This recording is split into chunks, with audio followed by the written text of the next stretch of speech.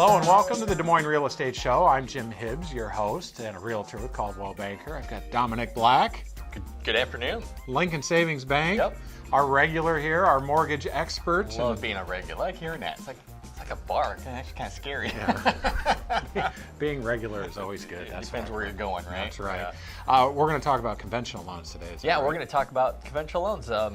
Maybe something in lieu of 100% financing. So that's what we want to talk about today. We'll talk about those top 5 things you need to know about conventional loans in a moment. First, let's take a look at some year-to-year data. We have the January numbers in just recently, and as you can see, January 2019 and compared to January 2018, a few more homes out on the market, about 7% more homes on the market than a year ago. But look at that median sales price, 3.5% higher than a year ago. And then the days on market also continues to be pretty short at 64 days. Now this encompasses all homes, whether it's $1 million house or a $100,000 house. And you can see month to month or year to year, January, fewer sold in January 2019 to January 2018. But I can tell you, my recollection is winter wasn't really here so much in January 2018, and it has been a big hairy dog for the last 3 or 4 weeks. It's every weekend there's snow, it seems like, doesn't Yeah, it? Or below freezing weather. It just keeps snowing, reminding us Mother Nature's in charge, and no, Iowa winters do not include long-term 50-degree days. Iowa. Yeah, we see that we call it the bell curve. That's right. You know, it slows, and we get that you get that peak, and then it slows down about the wintertime. With the holidays in the winter, then January to February, then we pick up. The temperature may be like this, and then it'll be like that way down there like we had towards the end of January. Yeah. And that'll slow down real estate sales. Absolutely. I will tell you the market remains robust. Folks are out there. Homes are going pending. It is a robust market in 2019. And if you're thinking about buying or selling, well, a conventional loan is one way to go, and probably the most typical way to go for a buyer of a new home. Absolutely. We're going to talk a lot about the 97% program, and the reason I want to talk about that is because we get a lot of questions in regards to what 100% programs are out there. Well, there's only a few of them. You have VA, obviously being one, and if you're not a veteran, well, you're not going to qualify. USDA, if you're looking to buy in the Des Moines Metro, you will not qualify for USDA because it has eligibility in certain areas. And then we have an internal 100% loan program. However, I like to suggest people, if you can come up with 3% down, it's the route to go. And that's really what I wanted to talk about today, because there are so many 3% down products out there. And I think we touched on it last time, is we did a small comparison where we're talking about FHA, why FHA compared to conventional. I like the conventional route. I think it's one of the first things that a loan officer should look at, such as myself. Right. Obviously, call me. I'm going to be more than happy to walk you through this. Put it that way. So, yeah. And bottom line, Dominic, the more skin you have in the game, the better your terms are going to be, the better position you're going to be. Absolutely. Real estate markets tend to go up and down, and you certainly don't want to be in that 100% loan.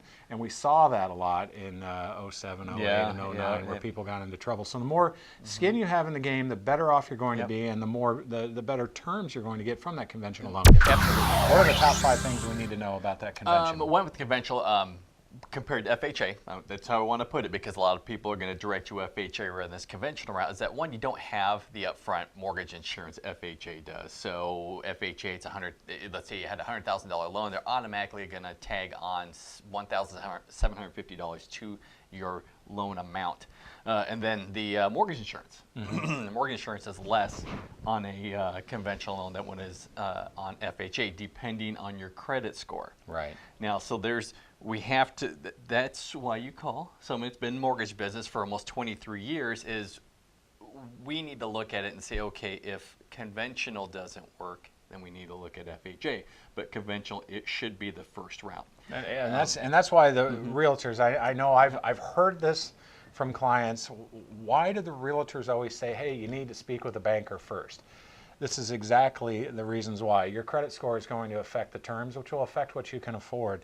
The amount of money that you have down, those different things. That's why it's important to, before you go out and start looking. Number 3, I would say, being you as an agent, some people will not accept FHA financing on homes, so you need conventional, Right. which is, well, obviously makes it a lot easier getting your financing in order.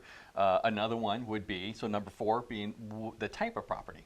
If you're buying a condominium and that condominium itself is not FHA approved, well, you can't use You're FHA going in one financing. direction on that one.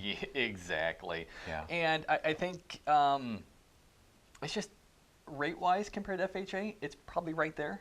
Okay. A lot of times we'll see FHA be a little bit lower, and I see some lenders will have a little higher rates on FHA. But overall, I think it's just a better product for the borrower, because the one big thing between FHA and conventional is that FHA, the mortgage insurance is on for the life of the loan. If you never refinance, you're going to have mortgage insurance the entire, say, 360 months of payments. All the way through. Conventional, yep, conventional, you will not. You can work your way out of that. You can get, when you hit that, and you remember, everybody says 80%, but when you're just making payments, it's 78%. Yeah. If you were to refinance the property at 80%, then it does drop off. Okay. Yeah, so those would be your 5 takeaways right there. All right, the top 5 on the conventional. I'm going to put you on the spot right now. Who are you hearing from? Who are the folks that are active in February of 2019? Active as in buyers? Well, folks, either side, and people that are calling you. What are you finding? Younger folks looking for It's- first time, absolutely. move up homes, move down homes. A lot of first-time home buyers right now, and there's a lot of buyers out there. So for any sellers or people who are on the fence about selling, now's the time to get out there. Don't wait for spring break to be over because you think it's the best time. There's never a bad time to put your house on the market. Yeah. You got to remember, come springtime, these people who have been sitting on the fence thinking, I don't know. multiply. Yeah, exactly. So also it's supply and demand. So just remember that. But there's a lot of buyers not finding what they're looking for because there's a lot of houses not out there yet. So Yeah. get them out there. As you were talking about those numbers, we should be well above that right now for listings. Yeah, and it is active. Like I mentioned, open house last weekend. We had that snow Sunday, which usually drops traffic. Exactly. Had 5 or 6 through.